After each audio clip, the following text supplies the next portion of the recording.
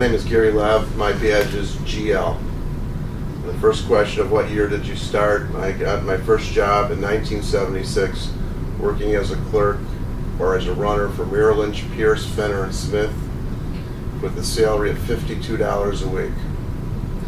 The way I got my job was I had taken a break off from college, and if someone said, "Do you want to get a job as a clerk?" I had a roommate whose father was a member, so I came down to see what the story was and to get interviewed by the floor operations manager for Merrill Lynch.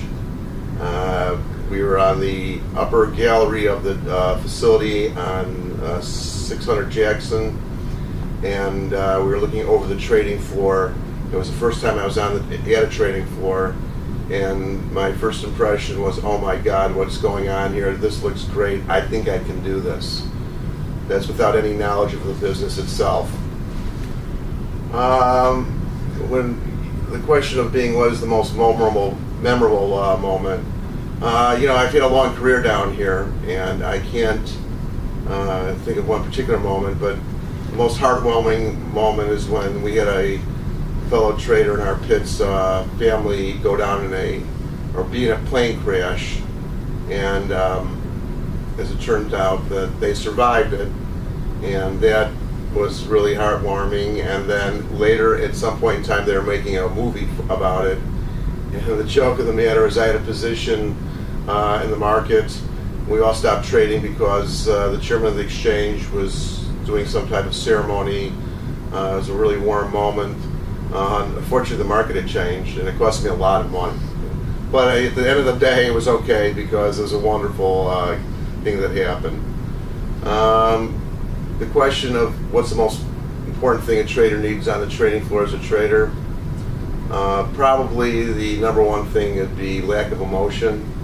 You kind of have to have your head about you, your wits about you, and while no one's perfect, you want to have your emotions in check, and then that helps you keep your discipline. The question of funniest memory, this is a blur for me over these years, but the one thing that stands out is that at the end of the day, someone had told a joke in the pit, and I was laughing very hard, really hard, and as I was driving home that day, I was going up Lakeshore Drive, and I live in the north suburbs. I was up Sheridan Road, and all of a sudden I started having chest pains, and I was concerned, and I got on the phone in the car. This is a while back. I was in the convertible, kind of a fancy car, and in chatting with my doctor, he said, "Why don't you just go straight to the hospital?"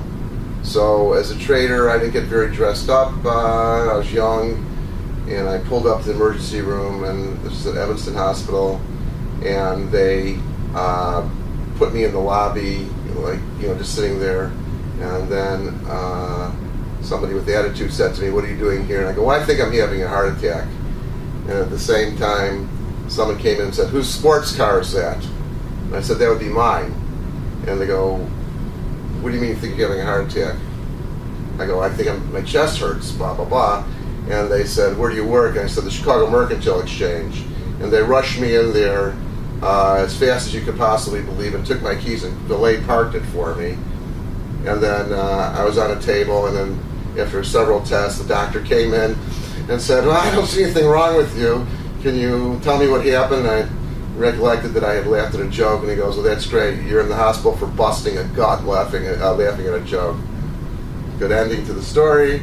But that's what comes to me in this interview that I'm thinking of. The following question is about favorite charities or charities. Our family is involved with the JUF. We are also involved with MS, and we're also involved with a charity called Rock for Kids.